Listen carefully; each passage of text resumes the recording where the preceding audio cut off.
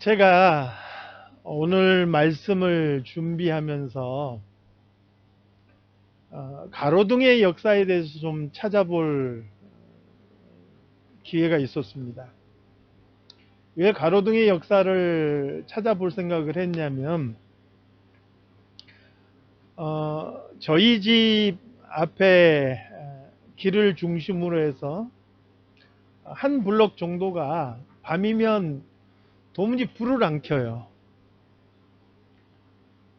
바깥에 불을 안 켜는데 가로등조차도 불빛이 너무 약해서 동네가 캄캄한 거예요. 제가 이게 늘 좀 마음에 걸리다가 얼마 전에 우리 아들을 통해서 PSNG에다가 메일을 보냈어요. 그랬더니 며칠 안 돼서 와가지고 가로등을 싹 갈았는데 얼마나 빛이 밝은지요. 캄캄하던 동네가 환해졌어요. 물론 저희 집에서는 계속해서 밖에 불을 켰지만 가로등 한 2개 정도 바꿨는데도 동네가 밝아지고 밤에 밖이 환하니까 마음이 편해지는 것을 느꼈어요. 그래서 이 가로등이 도대체 언제부터 있었을까 궁금해서 자료를 찾아보니까 사실은 이집트 시대부터 가로등이 있었다라는 기록이 있어요. 지금과 같은 가로등은 아니겠지만 그때 당시에는 기름이나 또 뭐 양초나 이런 것을 이용해서 집 바깥에 등을 매달아 놓게 하는 그런 일들이 있었더라고요.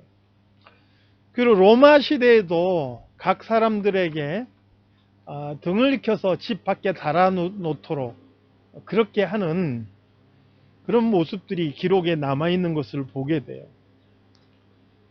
현대에 들어와서는 어떻게 되는가 봤더니 특별히 미국에서 가로등의 역사의 그 시작은 벤자민 프랭클린이라고 이렇게 사전에서 이야기하는 것을 보았어요. 어떻게 된 건가 봤더니 이 벤자민 프랭클린이 그 등을 만들어서 자기 집 바깥에다가 이렇게 매달아 둔 거예요. 사람들이 다 이상하게 생각해요. 아니, 등불을 켜서 집안을 밝힐 생각은 안 하고 왜 집 바깥에다 저렇게 매달아 놓나? 다들 의아하게 생각한 거예요. 그런데 지나다니던 사람들이 이 벤자민 프랭클린이 집 밖에 매달아 놓은 이 전등의 도움을 많이 받은 거예요. 집 밖에 전등을 매달아 놓으니까 길이 밝아지고 밤에 안전하게 다닐 수 있고 이 불빛 때문에 사람들이 많이 그 마음에 위로를 받게 된 거예요. 그래서 야, 이거 정말 괜찮구나. 그것을 느낀 사람들이 하나씩 둘씩 자기 집 바깥에 등불을 켜기 시작한 거예요. 지금도 전통적인 미국 가정에서는 집 바깥에 불을 많이 켜두는 것을 보게 되죠. 그 문화가 남아있게 된 것이죠. 이렇게 빛은 어둠 속에 있는 사람들에게 위로와 또 평안과 소망을 주는 것을 보게 됩니다. 그리고 성경에서 말하는 빛이라는 것은 사람들의 생명을 상징하는 거죠.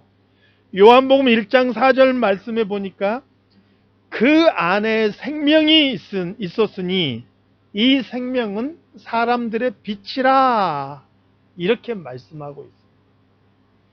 실질적으로 어둠에 있던 사람들이 빛을 보았을 때 그 빛에서 소망을 발견하고 그 빛을 통해서 안전함을 느끼고 또 실제로 그 빛의 도움을 통해서 안전을 누리게 되지만 영적으로 이 빛은 사람들에게 생명을 상징한다 하는 것이죠. 2000년 전에 예수님께서 이 땅에 오셨을 때 그 예수님을 보고 이방인의 빛이다 이방을 비추는 빛이다 노래한 인물이 있습니다. 바로 오늘 본문의 시므온이라는 사람입니다. 성경은 이 사람을 가리켜서 의롭고 경건한 사람이다. 또 이스라엘의 위로를 기다리는 사람이다. 성령이 그 위에 함께 하시는 사람이다. 이렇게 표현합니다. 그 시대는 이스라엘이 로마의 압제를 받아 많은 사람들이 고통받는 어려운 시기죠. 하루 벌어서 하루 먹고 살기 급한 정말 생활이 아니라 생존을 염려하며 살아가야 되는 그러한 시기였습니다. 버거운 현실을 앞두고 있는 거죠. 그러나 그런 현실 속에서도 여전히 하나님의 법을 지키는 의인이 있었다는 거예요. 그런 현실 속에서도 하나님의 말씀을 묵상하며 성령이 충만한 사람이 있었다는 거예요. 그게 바로 시므온이라는 사람이에요. 이게 사실은 말처럼 쉬운 일은 아닙니다. 생존해야 되는 시대, 당장 먹고 살기 힘든 시대, 요즘같이 코로나가 우리를 둘러싸고 예전엔 우리 좀 멀게 느껴졌는데 최근에는요, 한 달이 건너면 코로나 걸렸던 사람이 주변에 소식이 들려와요. 이렇게 가깝게 지금 우리 앞에 다가왔어요. 굉장히 위협이 되죠.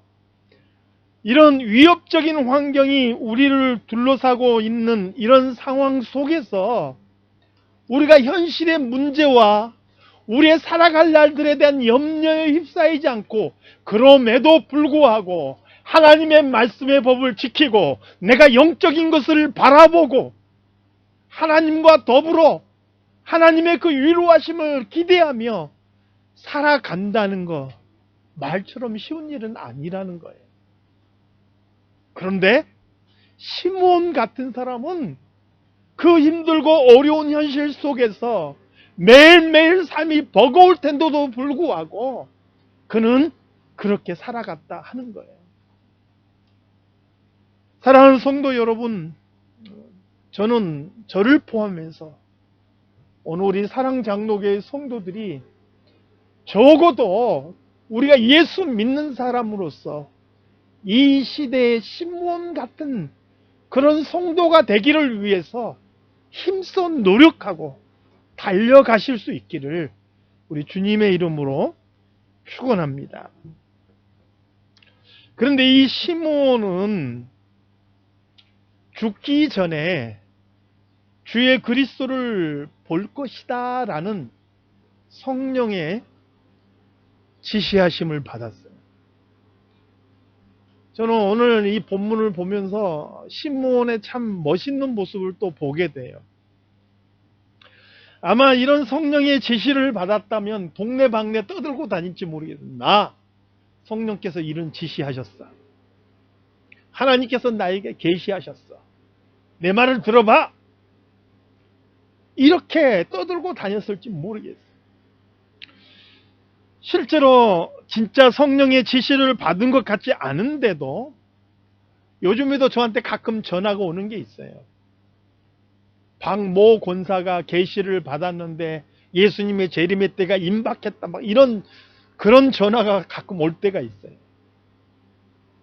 아무리 생각해봐도 성령의 지시를 받은 것 같지 않은데도 그렇게 떠들고 다니며 관심을 모으려는 사람이 있어요.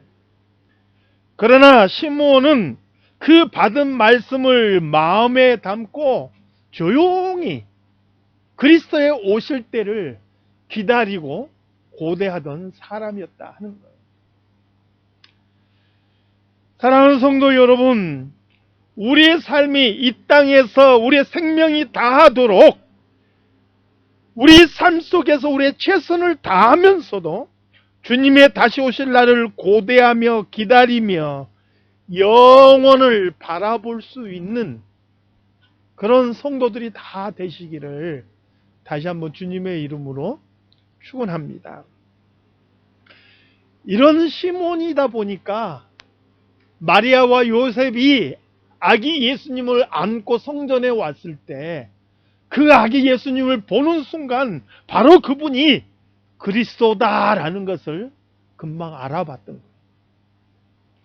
왜 현실의 문제에 취해서 살아가다 보면 예수님께서 이 땅에 재림하실 그때도 우리가 깨닫지 못하고 느끼지 못하고, 마치 헤롯과 대제사장처럼 예수님의 재림의 때 소동하며 큰일 났다, 갑자기 주님이 이렇게 오시면 어떡하나, 이럴 수 있다는 거예요.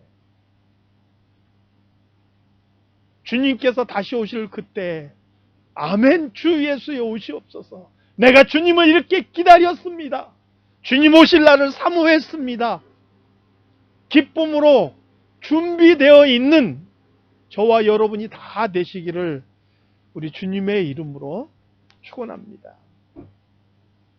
이 시므온이 예수님을 보면서 그가 기쁨으로 노래했던 그러한 내용이 바로 우리가 읽은 이 본문의 말씀이에요. 여러 가지 이야기들이 있는데 특별히 그는 예수님을 일컬어서 이방을 비추는 빛이다, 이렇게 표현한 것을 보게 되죠. 이방은 누구입니까? 하나님을 알지 못한, 하나님께 속하지 않는 하나님의 백성이 아닌 사람들이 바로 이방인 것이죠. 영적으로는 어둠에 속한 사람들이에요. 사실은 저와 여러분도 바로 이 이방인인 것이죠. 그런데 이 이방인에게 속한, 어둠에 속했던 사람들에게 예수 그리스도는 빛으로 오셨다라는 거예요. 죄와 사망 속에 있는 자들에게 생명을 주시는 빛, 캄캄한 속에서 헤매고 있는 그러한 사람들에게 위로와 소망과 평안을 주는 그러한 빛으로 우리 예수님께서 이 땅에 오셨다라는 거예요. 그럼으로써 어둠에 있던 이방에 속한 저와 여러분이 오늘 이 예수 그리스도를 통해서 하나님을 아는 빛을 보게 되었고, 그리고 오늘 하나님의 자녀가 되어서 하나님을 예배할 수 있게 되었다 하는 것이죠. 사랑하는 성도 여러분, 예수님께서 이 땅에 오심으로 이방에 속해 있던 저와 여러분이 이제는 영적인 이스라엘이 되고 하나님의 자녀가 되고 그리스도께 속한 사람이 된 줄로 믿습니다. 그러므로 주님이 이 땅에 오신 것을 우리는 진심으로 기뻐하고 감사해야 하는 것이죠. 이 땅에 빛으로 오신 예수님, 그런데 성경은 여기에 더해서 그 빛을 받은 우리들에게 이렇게 또 선언하고 있는 것을 보게 됩니다. 에베소서 5장 8절 이하의 말씀인데요. 이 내용이 좀 길어요. 그래서 제가 차근차근 이 말씀을 읽어 드릴 테니까 우리에게 비춰주신 예수 그리스도의 그 빛을 받은 우리들이 이 땅 위에서 어떻게 살아가야 되는지를 다시 한번 스스로 이 말씀 속에서 생각해 보는 시간이 되시기를 바랍니다. 에베소서 5장 8절에서 21절 말씀인데요. 너희가 전에는 어둠이더니 이제는 주 안에서 빛이라. 빛의 자녀들처럼 행하라. 빛의 열매는 모든 착함과 의로움과 진실함에 있느니라. 주를 기쁘시게 할 것이 무엇인가 시험하여 보라. 너희는 열매 없는 어둠의 일에 참여하지 말고 도리어 책망하라. 그들이 은밀히 행하는 것들은 말하기도 부끄러운 것들이라. 그러나 책망을 받는 모든 것은 빛으로 말미암아 드러나나니 드러나는 것마다 빛이니라. 그러므로 이르시기를 잠자는 자여 깨어서 죽은 자들 가운데서 일어나라. 그리스도께서 너에게 비추이시리라 하셨느니라. 그런즉 너희가 어떻게 행할지를 자세히 주의하여 지혜 없는 자 같이 하지 말고 오직 지혜 있는 자 같이 하여 세월을 아끼라. 때가 악하니라. 그러므로 어리석은 자가 되지 말고 오직 주의 뜻이 무엇인가 이해하라. 술 취하지 말라. 이는 방탕한 것이니 오직 성령으로 충만함을 받으라. 시와 찬송과 신령한 노래들로 서로 화답하며 너희의 마음으로 주께 노래하며 찬송하며 범사의 우리 주 예수 그리스도의 이름으로 항상 아버지 하나님께 감사하며 그리스도를 경외함으로 피차 복종하라. 이제 우리가 더 이상 이방에 속한 사람들이 아닌 거예요. 이방인 우리에게 비춰주시는 예수 그리스도의 빛을 받은 이후로 전에는 이방인이었고 전에는 어둠이었을지 모르지만 이제는 그 예수 그리스도 안에서 빛이라는 거예요. 그러므로 우리는 빛의 자녀로서 행해야 한다는 것이죠. 단지 오늘을 예수님께서 이 땅에 오신 성탄절이라 기뻐하며 즐거워하며 하루를 끝낼 것이 아니라 그분이 오심으로 인해서 어둠에 속했던 우리가 빛이 되었다는 것을 기억하고 빛의 자녀로서 부끄럽지 않게 살아가야 된다라는 결심과 다짐이 오늘 우리 안에 있어야 한다는 것이죠. 그리고 빛의 자녀처럼 행한다는 게 무엇인지 에베소서 5장 8절에서 21절에서는 자세하게 설명해 주고 있는 거예요. 사랑하는 성도 여러분, 이 땅에 빛으로 오신 예수님으로 인하여서 저와 여러분 역시 빛에 속한 빛의 자녀들이 된 줄로 믿습니다. 그러므로 앞으로 우리의 삶이 빛으로 오신 예수님께 속한 빛의 자녀답게 부끄럽지 않게 살아갈 수 있도록, 그리고 주님 다시 오실 그날을 고대하고 기대하며 살아갈 수 있는 저와 여러분이 다 되시기를 우리 주님의 이름으로 축원합니다. 기도하겠습니다. 하나님 아버지, 이방을 비추는 빛, 어둠을 비추는 빛, 죄와 사망을 비추는 생명의 빛으로 오신 예수 그리스도를 우리가 기뻐하며 감사합니다. 하나님 아버지, 우리 주님으로 인하여서 우리 역시 빛에 속한 빛의 자녀가 되었음을 믿습니다. 그 이름에 부끄럽지 않게 살아가게 하시고 2000년 전에 오신 주님을 기뻐하듯이 다시 오실 주님을 기대하며 살아갈 수 있는 저희들이 되게 하여 주시옵소서. 거룩하신 예수 그리스도 이름으로 기도드리옵나이다. 아멘.